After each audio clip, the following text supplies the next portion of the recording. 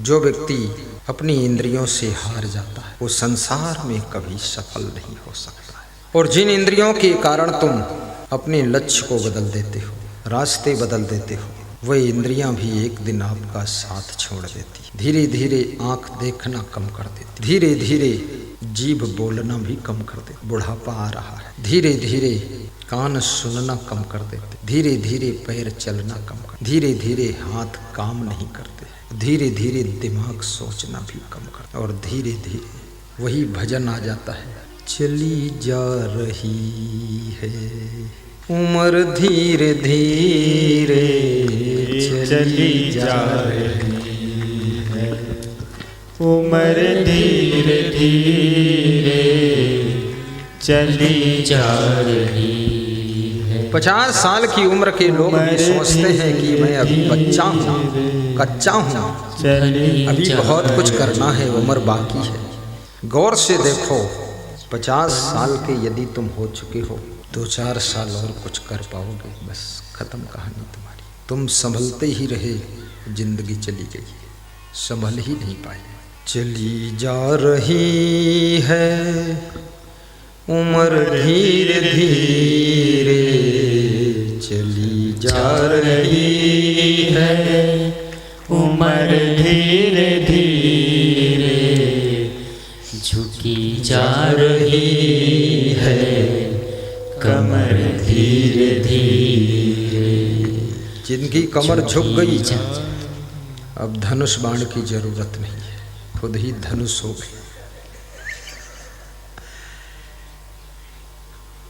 चली जा रही है उम्र धीरे धीरे झुकी जा रही है कमर धीरे धीरे घटी जा रही है नजर धीरे धीरे घटी जा रही है नजर धीरे धीरे झुकी जा रही है कमर धीरे धीरे। कमर झुकने की भी चिंता नहीं है, झुक जाने तो नजर चली जाए कोई बात नहीं है, जाएगी ही एक दिन, क्योंकि ये चीजें परमानेंट नहीं है। ये शरीर परिवर्तनशील है और इस लोक का नाम मृत्युलोक है। क्या नाम है? मृत्युलोक। ये अमरलोक नहीं है, यहाँ सभी की एक दिन मृत्यु होती है। जन्म के साथ में मृत्यु जुड़ी हुई है और जन्म मृत्यु के बीच का जो टाइम है उसको जीवन कहते हैं। जीवन जीना एक चुनौती है और जीवन को कितने महान पुरुषों ने संघर्ष भी कहा है। स्ट्रगल इज ए लाइफ, जीवन एक संघर्ष है। परंतु मैं कहूँगा संघर्ष उनके लिए है जो गलतियाँ बहुत करते हैं। बाकी जीवन स्ट्रगल इज ए लाइफ, मैं तो कहता हूँ रिलैक्स इज ए लाइफ। जीवन एक विश्राम भी है, बड़ा आनंद है, बहुत सुख है। कला चाहिए सुख लेने की, सुख पाने की कला चाहिए। ये संसार सबके लिए वही संसार है, वही सड़क है और उसी सड़क से सब आए। कुछ लोग यहाँ तक पहुँचे हैं, कुछ लोग सड़क किनारे गड्ढे में गिर गए हैं, कुछ लोग दूसरे टांग तोड़ के मारपीट करके उधर ही थाने में खड़े हैं। कैसे चलना है जिंदगी की सड़क पर? जीवन की गाड़ी को कैसे चलाना चाहिए? मन डोलना नहीं चाहिए। काम, क्रोध, लोभ, मोह, ईर्ष्या, द्वेष और अहंकार, ये 2-5 चीजें ही हैं जो मनुष्य के मन को विचलित करती है। ज़्यादा लंबा चौड़ा अध्याय नहीं है, बस काम, क्रोध, लोभ, मोह, अहंकार, ये मेन तो 5 है। ये 5 जिसके बस में है उसकी जिंदगी के कांटे भी फूल बन जाते हैं। और इनको नियंत्रण में रखिए। जैसे आग चूल्हे की नियंत्रण में रहती है तो भोजन पकाकर पूरे घर को खिलाती है, लेकिन आग चूल्हे की सीमा से जब पूरे घर में फैल जाती है, नियंत्रण को तोड़ती है, तो घर और घर वालों को जला देती है। ये वही आग है। ये काम, क्रोध, लोभ, मोह, अहंकार, ये सब नियंत्रण में रहेंगे तो आपकी जिंदगी में कोई डिस्टर्ब नहीं होगा।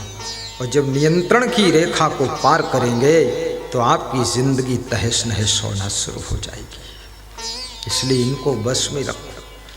काम वासना पर भी आपका कंट्रोल होना चाहिए। ये चंचलता, क्रोध पर भी कंट्रोल होगा। कितने लोगों को बहुत क्रोध आता है, क्रोध के कारण सब रिश्ते टूट गए, क्रोध के कारण माँ बाप छूट गए, क्रोध के कारण सास ससुर दूर हो गए, क्रोध के कारण भाई भाई में बोलचाल बंद हो गई। कुछ नहीं है, गुस्सा गुस्सा गुस्सा, भाई बहन का आना जाना बंद हो गया। इतना भयंकर क्रोध है, सिंह बाघ से ज्यादा क्रोध है। लेकिन ये क्रोध करने वाले की भी एक दिन मृत्यु होगी। कितने क्रोधियों को मैंने कहते सुना है कि अब इस जिंदगी में तो उनसे नहीं बोलूंगा, अब मर जाऊं तो भले ही कौवा मेरा हाड़ लेकर उनके घर पहुंचाता। कौवा को क्या गर्ज पड़ी कि तुम्हारा हाड़ उनके घर में पहुंचाए। कौवा कोई ट्रक थोड़े है जो हाड़ ढोता है। कहीं न कहीं मन में इच्छा है कि मेरी बहन के घर मेरा मरा हुआ हाड़ ही पहुंच जाए, कौवा पहुंचा दे। अरे कौवा क्यों, तू जिंदा हाड़ पहुंचा दे, बहन के पैर छू ले, क्षमा मांग ले, गम खा ले, छोटा बन ले, क्या फर्क पड़ेगा। ये क्रोध तुमको गरीब भी बनाता है। क्रोध आपको ऊंचे से ऊंचे पद से भी वंचित कर देता है। क्रोध और अहंकार आपको बहुत बड़ी ऊंचाइयों पर पहुंचने से भी रोक देता है। ये क्रोध जन जन में आपका विरोध खड़ा कर देता है। इसलिए सहन शक्ति को बढ़ाओ। अभी एक सज्जन मुझसे मिले थे, कह रहे थे कि पिताजी ने मुझको जमीन नहीं दिया, दूसरे भाई को सब लिख दिया है। तो हमने कहा पिताजी के दिल को जीतो। बोले दिल को क्या जीतो, देखो इंद्रदेव आ गए अपनी ताकत दिखाने के लिए। कोई घबराना मत, प्रार्थना करो। हम लोग तो प्रार्थना कर सकते हैं और तो कुछ नहीं। चारों तरफ बरस चुका है, इतना ही बचा है बस। हे इंद्रदेव, हे क्षमा देव, कोई घबराना मत, थोड़ा थोड़ा भीग भी जाओगे तो खास फर्क नहीं पड़ेगा। और ये वर्षा की बूंदें, ये कृपा की बूंदें हैं, गिरने दो थोड़ा थोड़ा। कोई भागना मत, डरना मत, घबराना मत। थोड़ा थोड़ा हम भी भीग जाएंगे, कोई बात नहीं। और इंद्रदेव की कृपा हो जाएगी तो बच भी जाएंगे हम लोग। साहिब बंदगी बोलो, बैठे रहो बैठे रहो बैठे रहो, कोई बात नहीं, आराम से।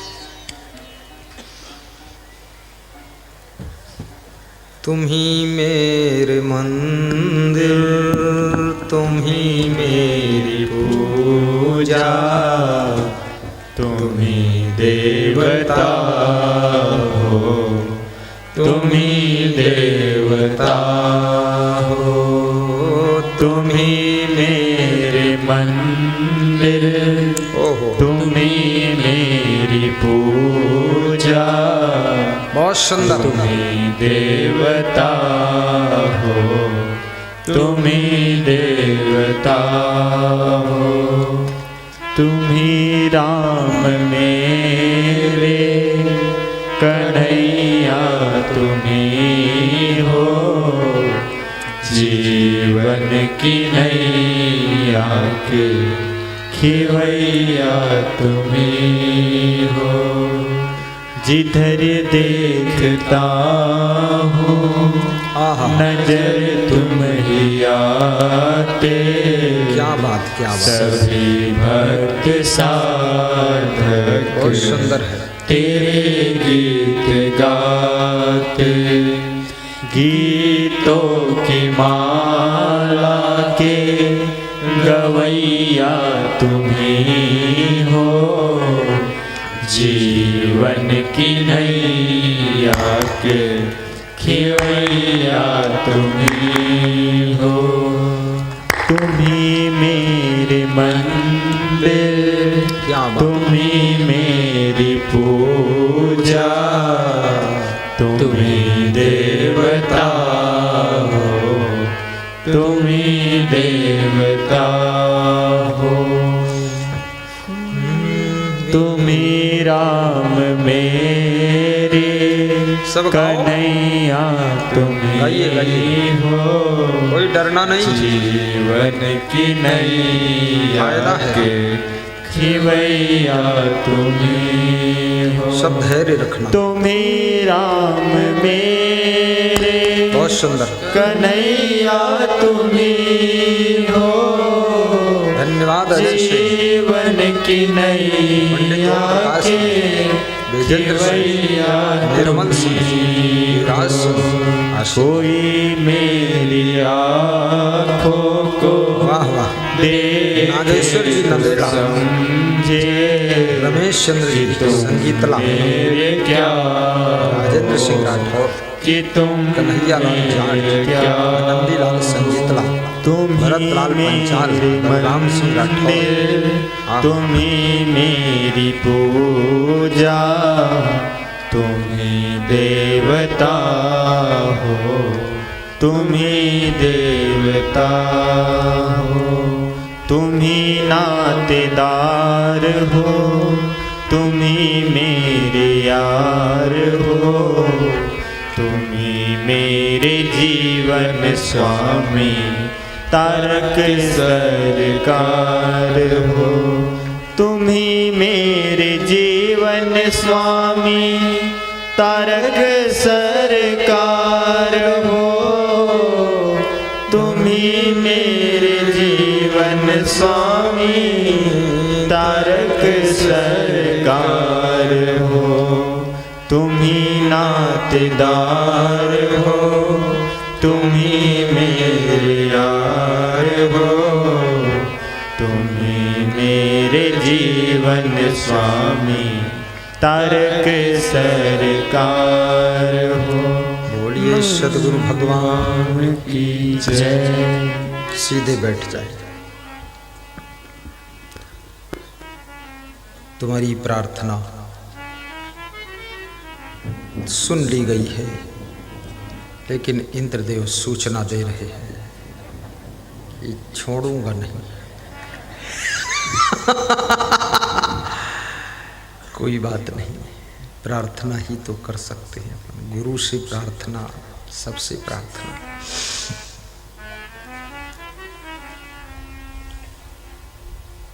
इस मृत्युलोक में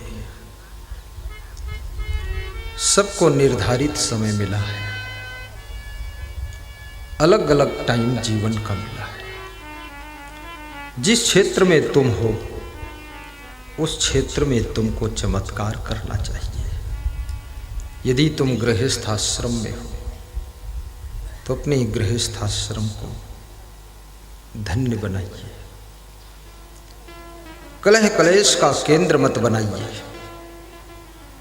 गृहस्थाश्रम, भगवान श्री राम के पास भी तो गृहस्थाश्रम ही था। संघर्ष को उन्होंने विश्राम बना लिया था। कठिन संघर्षों के बीच में भी भगवान श्री राम मुस्कुराते रहते थे। गरीबी में भी मुस्कुराना सीखो, दुख में भी हंसना सीखो, कष्ट में भी खुश रहना सीखो। जैसे कांटों की गोद में गुलाब का फूल खिलता है। ऐसे जीवन में कितने ही कष्ट के कांटे हों, लेकिन आपका जीवन गुलाब की तरह खिलना चाहिए। गृहस्थ आश्रम में पत्नी का बहुत बड़ा रोल होता है। मनोबल को बढ़ाना ये हर पत्नी का धर्म है। पति के मनोबल को डाउन ना होने दो, हिम्मत बढ़ाने की बात करो। और यदि मनोबल आपके पास में है, अभी मैंने क्या कहा, आपका मनोबल ही तो बढ़ाया, आपके ऊपर छतरी थोड़े लगाया, आपको धैर्य आ गया। ऐसे जीवन में मनोबल की आवश्यकता है। मनोबल, तपोबल, आत्मबल, तेजबल, ओजबल, बुद्धिबल, जनबल, धनबल, कुटुंबल, ये सब बल होते हैं और सब बल से श्रेष्ठ मनोबल है। आप बुद्धिमान भी हैं, लेकिन आपका मनोबल कमजोर है तो आप हार सकते हैं। कृष्ण अर्जुन का मनोबल महाभारत के युद्ध के मैदान में बढ़ाने का काम कर रहे हैं। कृष्ण लड़ते नहीं हैं, लेकिन लड़ने वाले का मनोबल बढ़ाते हैं। आपके साथ में एक व्यक्ति ऐसा होना चाहिए जो आपका मनोबल बढ़ाए। हमेशा तुम कहा करो धन्य हो। अपने पुत्र का भी मनोबल बढ़ाओ। आज हमारे पास में श्री राजेश पुरोहित शिक्षक क्यामपुर से पधारे खड़े हुए, कह रहे थे बेटे का भाग्य आपके आशीर्वाद से उदय हो गया। लगता है गुरुदेव बहुत योग्य बनेगा। आपके दर्शन पाकर मनोबल उसका बढ़ गया है और अब पढ़ने में इतना डूब गया है। हम लोग कहते हैं आओ जरा टीवी देख लो, थोड़ी देर कुछ सुन लो प्रवचन या न्यूज, बोलता है बस ठीक है। तो मैंने कहा जो विद्यार्थी टीवी और बीबी से बच गया वही तो सफल होगा, और जो विद्यार्थी रात दिन टीवी देखता है और जिसकी देखो उसकी बीबी देखता है वो विद्यार्थी फेल हो जाता है। तो उनके साथ में एक भक्त और बैठा था, दिलीप पोरवाल, बहुत हंसा, लोटपोट हो गया कि टीवी और बीबी गुरुदेव ने मैच करा दिया। दूसरे की बीबी में भी आकर्षित मत हो, दूसरे के पति में भी आकर्षित मत हो, क्योंकि वो संपदा दूसरे की है। उसको देख करके शुभ कामना करो कि जाओ सुखी रहो, और कभी मन को विचलित न होने दो। ऐसे कबीर कहते हैं कि मन तो स्वाभाविक चंचल रहता है। ई मन चंचल ई मन चोर, ई मन शुद्ध ठगहार, मन मन करते सुर नर मुनि जहड़े मन के लक्ष्य द्वार। चंचलम ही मना कृष्णा प्रमाथि बलवद दृढ़म तस्याहम निग्रहम मन्ने वायु ऋषु दुष्करम। मनयो मनुष्याणाम कारणम बंध मोक्षयो बंधाय विषया संगो मुक्तो निर्विषयम मना। मन ही मनुष्य के बंधन और मोक्ष का कारण है। सारा खेल तुम्हारे मन का है। जिसने मन को संभाल लिया उसका जीवन मंदिर बन जाता है, और जो मन को नहीं संभाल पाया वो मंदिर को भी अपना घर बना देता है। कितने पुजारी मंदिर में पहुंचे तो मंदिर खत्म, पुजारी का घर हो गया, सब खत्म। कितने साधु लोग मंदिर में गए, मठ में गए, आश्रम में गए, आश्रम मंदिर मठ सब खत्म।